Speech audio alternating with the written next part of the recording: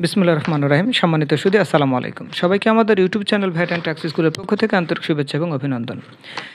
সম্মানিত সুধী, করদাতাদের জন্য একটা সুখবর দিয়েছে জাতীয় রাজস্ব বোর্ড। এখন প্রশ্ন হতে পারে সুখবরটা কী?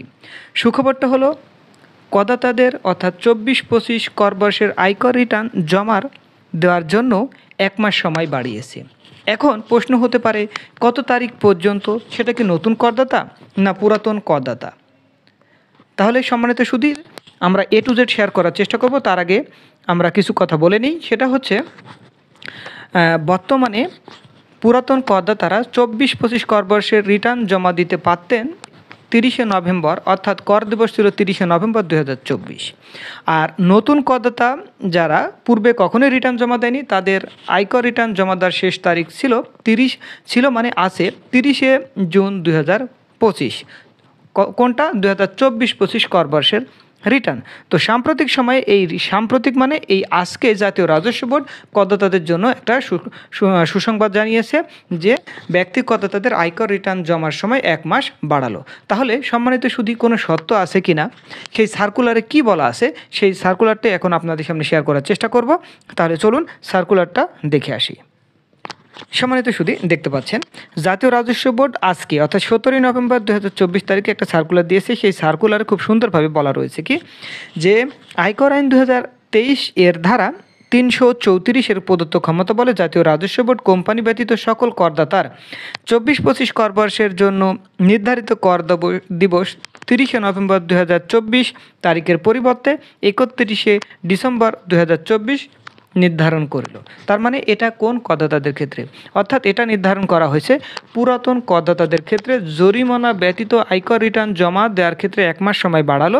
সেক্ষেত্রে আপনি আয়কর রিটার্ন জমা দিতে পারবেন 31শে ডিসেম্বর 2024 তারিখ পর্যন্ত কোনো রকম জরিমানা ছাড়াই 24-25 কর বর্ষের। এখন প্রশ্ন আসতে পারে তাহলে নতুন করদাতাদের ক্ষেত্রে কি হবে? নতুন করদাতাদের আগের নিয়ম যেভাবে ছিল তাই আছে, অর্থাৎ নতুন করদাতারা আয়কর রিটার্ন জমা দিতে পারবেন 30শে জুন 2025 তারিখ পর্যন্ত যারা কখনোই আয়কর রিটার্ন জমা দেয়নি, অর্থাৎ টিন করেছে 2-4-5 বছর আগে বা সাম্প্রতিক সময়ে, অর্থাৎ এখনও টিন করতেছেন, তারাও রিটার্ন জমা দিতে পারবেন 30শে জুন 2025 সাল পর্যন্ত কোনো রকম জরিমানা ছাড়াই।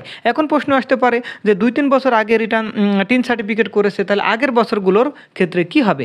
এখন আগের বছরগুলোর ক্ষেত্রে নিয়মতান্ত্রিকভাবে যেভাবে জরিমানা হওয়ার কথা সেভাবে হবে যদি তারা ব্যাকডেটের রিটার্নগুলো জমা দিতে চায়। শুধুমাত্র জরিমানা ছাড়া জমা দিতে পারবে 2024-25 কর বর্ষের রিটার্ন। সাম্প্রতিক সময়ে জাতীয় রাজস্ব বোর্ড যে রিটার্ন সার্ভারটাকে সে যথাযথভাবে আপডেট করার চেষ্টা করতেছে এবং বর্তমানে প্রায় 90% সার্ভারটা মোটামুটি ওকে বা আপডেট হয়ে গেছে এবং আরও কিছু সময় লাগবে। এই জন্য হয়তো জাতীয় রাজস্ব বোর্ড এই সময়টুকু বাড়িয়েছে।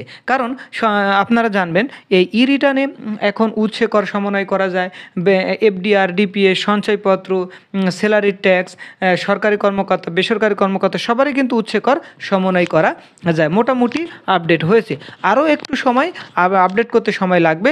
এই জন্য হয়তো জাতীয় রাজস্ব বোর্ড আপনাদেরকে সময় দিয়েছে। এই জন্য 1 মাস সময় যেহেতু দিয়েছে, প্রপারলি সমস্ত ডকুমেন্টস কালেক্ট করেই আপনারা রিটার্ন তৈরি করতে রেডি হয়ে যান, অর্থাৎ মোটামুটি রিটার্নটা রেডি করে তারপরে সার্ভারে পোস্টিং দেন। তবে মিনিমাম ট্যাক্স এবং ট্যাক্সের ক্যালকুলেশনটা আপনারা দেখে নেবেন, সেখানে এডিট করার সুযোগ আছে। সম্মানিত সুধী, আপনারা জেনে থাকবেন একমাত্র চ্যানেল আমাদেরটা যেখানে ইনকাম ট্যাক্স, ভ্যাট, কাস্টম সংক্রান্ত সকল আপডেট আমাদের চ্যানেলের মাধ্যমেই আপনাদের সামনে উপস্থাপন করা হয়ে থাকে। যাই হোক সম্মানিত সুধী, নতুন বিষয়গুলো জানতে আমাদের চ্যানেলের পাশেই থাকুন। যারা এখনও আমার চ্যানেলটিকে সাবস্ক্রাইব করেননি বা বেল আইকনটা অন করেননি, তারা অবশ্যই চ্যানেলটি সাবস্ক্রাইব করে বেল আইকনটা অন করে নেন, যাতে নতুন ভিডিওর নোটিফিকেশন আপনি আপনার চ্যানেলের মাধ্যমে পেতে পারেন। যাই হোক সম্মানিত সুধী, আজকে পর্যন্ত সবাই ভালো থাকবেন, সুস্থ থাকবেন। আসসালামু আলাইকুম।